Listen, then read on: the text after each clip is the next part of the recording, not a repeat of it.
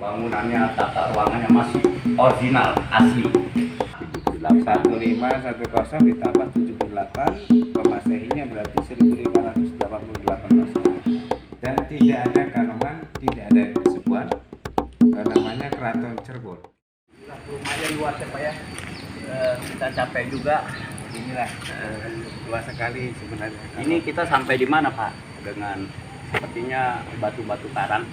Dan kalau kita menceritakan tentang area ini adalah area yang merupakan sejarah 0 km Cirebon. 0 km maksudnya Cirebon, awal pembuatan. Awal membuka hutan dan membuka ilalang itu tokoh yang membuka secara merubah hutan menjadi Cirebon. Belum ada kota, belum ada kabupaten, itu beliau tinggal di sini yang bernama Pangeran Prabu Walangsungsang atau Pangeran Cakrabuana itu. Cakrabuana, putra Prabu Siliwangi yang tertua. Yang tertua ya. Yang dari Ibu Subang Larang kalau nggak salah. Dari Ibu Subang Larang. Subang Larang ya. Jadi awalnya ini dulu Sobat Jai adalah hutan belukar ya. Hutan belukar dan belukar. tepi laut. Tepi laut, atau ini kita berada di pesisir. Kita jauh dari lautan, makanya dulu ini apa karangnya apa mungkin dulu sampai sini Pak? Saya melihat secara ahli arkeologi kami mengungkap bahwa karang itu ada dua pendapat, bahwa karang itu dulu itu sudah ada, bahwa Cirebon itu tepi laut itu sudah ada karang. Ada yang mengatakan bahwa karang itu dari Banten. Karang ini pantai itu menghasilkan banyak udang. Cirebon itu banyak menghasilkan udang, dan disitulah mesti ada karang. Kalau ada udang, di situ ada karang. Sangat banyak sekali, itu barometer kami di situ. Saya mendengar juga, apa tidak salah, kota Cirebon itu atau nama Cirebon itu diambil dari kata Cairebon atau udang. Dan kalau kita artikan asal usul daripada Cirebon sendiri, belum ada kota, bahasanya masih Cirebon, bahwa Cai itu adalah air, karena salah satu tepi laut dan banyak aliran-aliran sungai di sekitar wilayah Cirebon ini, maka dinamakan Cai. Rebonnya itu aliran-aliran sungai itu dan tepi laut itu banyak menghasilkan udang atau rebon. Rebon itu nama udang yang kecil itu ya. Ya, apa bangunan ini tempat apa Pak kalau boleh saya tahu? Bangunan ini bernama bangunan Witana, yang merupakan bangunan sebagai 0 km Cirebon dan 0 km Islam. Bahkan 0 km Islam Jawa Barat, sekupnya Jawa Barat. Kenapa saya mengungkap berani seperti ini? Karena bahwa punya artefak bahwa Cirebon ini ada di bawah Cirebon, bahwa Prabu Walangsungsang itu bertemu sama Rasulullah dalam mimpinya. 3 malam berturut-turut Rasulullah menyampaikan kepada Prabu Walangsungsang, Islamkanlah dirimu dan Islamkanlah kerajaanmu dan Islamkanlah rakyatmu. Menyampaikan kepada ayahandanya Prabu Siliwangi menolaknya, menyikapi impian dari Nabi Muhammad SAW. Akhirnya Prabu Walangsungsang keluar dari kerajaan dan beliau tinggal di sini dan merubah ideologi Pajajaran menjadi Islam. Setarnya di sini, penggerakannya. Jadi ini kota Cirebon ini start awal Cirebon, titik awal menjadi kota. Bahkan titik awal Islam, Bu. Islam secara kelembagaan, Kelembagaan, kerajaan, secara kelembagaan Islam titik awalnya di Cirebon. Kita melihat di sini sangat ada banyak sumur, ada 7 sumur. Nah, ya saya pernah mendengar bahwa di sini ada 7 sumur. Nah, setiap sumur namanya lain-lain. Jadi 7 sumur itu secara definisi daripada sumur itu sendiri, bahwa sumur itu adalah umur. Di situ ada sumber penghidupan yang berbentuk air. 7 arti bahasa Jawanya pitu. Pitu itu pitulungan. Pitulungan atau Di situ. pertolongan, Pertolongan. sobat guys. Di situ. Boleh diperlihatkan, Pak? Boleh salah satunya. Mari coba.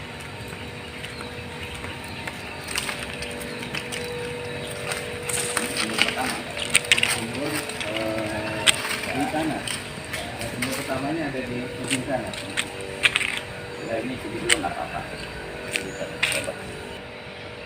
Sumur 7 salah satunya ini sumur pengasihan.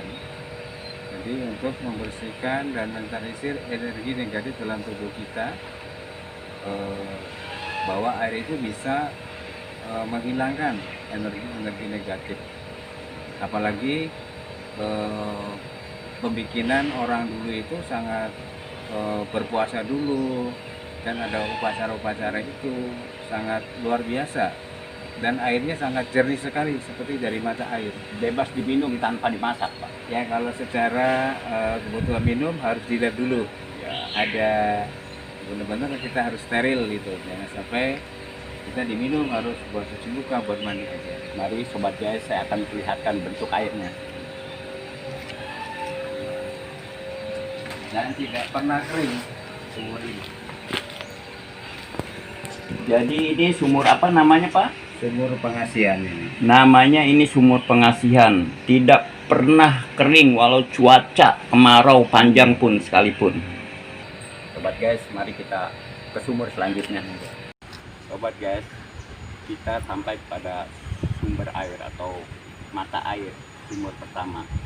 Nah, bisa dijelaskan, Kang, sumur apa ini namanya? Jadi kita berada di sumur pertama yang satu masa dengan 0 km Cirebon, bangunan Witana, bahwa beliau membuat sumur ini sebagai batas antara tepi laut sama area Witana tersebut, bahwa sumur ini sebagai sumur yang tercipta pertama pada abad ke-14.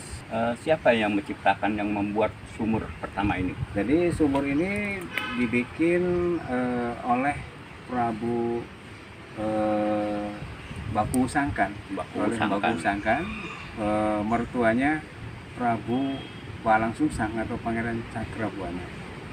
Jadi disinilah dulu itu aliran air dari kali-kali di sekitar ini, selokan-selokan sangat banyak sekali.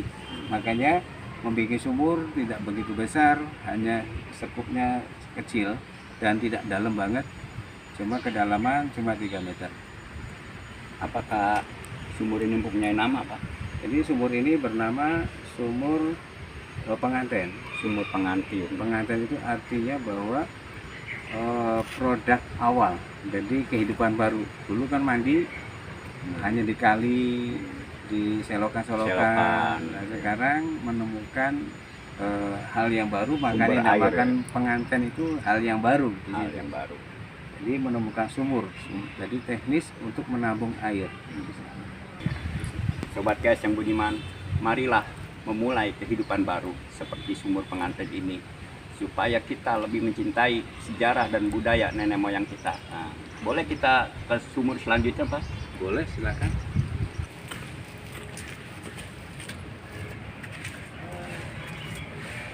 Ini sumur yang keberapa? Bukan dari sumur pertama, ini keduanya. Ini sumur kedua, yang bernama diberi Sumur Kejayaan. Sumur Kejayaan, Kejayaan ya. Sumur Kejayaan ini adalah sumur salah satu masuk dalam sumur 7 tadi. Ini cuma sumur yang kedua nih. Jadi sumur ini salah satu dulu untuk prajurit atau para pejabat yang mau berjuang menegakkan kebenaran, maju di medan perang, medan laga itu harus mandi dulu di sini. Kayak contohnya orang kalau mencalonkan jadi kandidat itu sebaiknya ya mandi di sini juga, biar jaya, biar mentalnya tangguh di situ.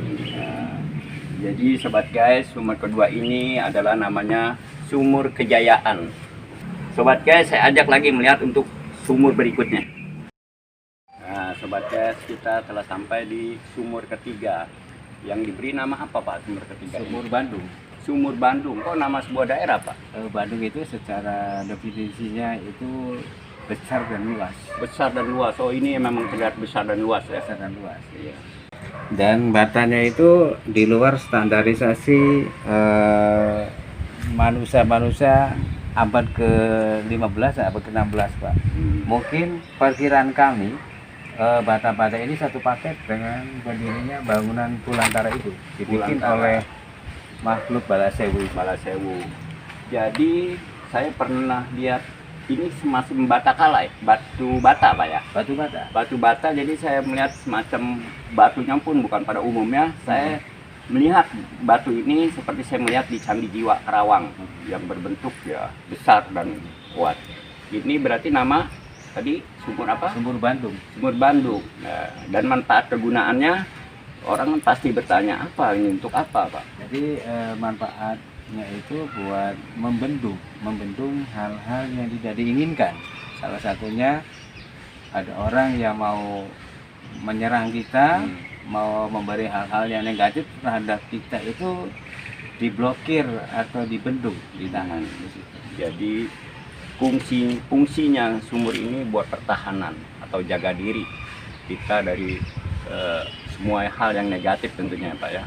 Ya mudah-mudahan kita terlindungi dari semua hal-hal yang negatif termasuk sobat guys. Saya juga mengaturkan terima kasih kepada Mas Angger yang sudah begitu memperhatikan situs budaya yang ada di Keraton Kanoman ini. Semoga dengan adanya memperkenalkan situs budaya ini semua masyarakat, Insya Allah. khususnya ya masyarakat di Cirebon maupun di seluruh Indonesia bahkan di luar negeri mengetahui bahwa di Keraton Kanoman ini masih berdiri keraton yang masih asli keratonnya Asli. maupun turunannya. Yang seperti saudara tadi saksikan sobat guys, masih semua bentuk dan ornamennya asli semua. Ini saya ingin memberikan kenang-kenangan. Alhamdulillah sobat guys, saya diberikan hadiah oleh Ibu Ratu Raja Latifah. Sungguh Ini luar biasa. berupa giok. Ini merupakan salah satu koleksi saya yang saya dapatkan dari sekitar Keraton Kanoman ini. Alhamdulillah. Mudah-mudahan bisa bermanfaat. Ini hanya untuk sekedar Saya terima dengan senang hati Ibu Ratu. sami-sami. Alhamdulillah sobat guys, saya mendapat hadiah kalung giok yang berbentuk kura-kura. Tahu makna kura-kura ini? Ini adalah lambang panjang umur. Mudah-mudahan sobat guys, saya dan Ibu Ratu Raja Latifah semoga diberikan kesehatan selalu dan panjang umur. Amin, amin, ya rabbal alamin. Salam budaya, Rahayu.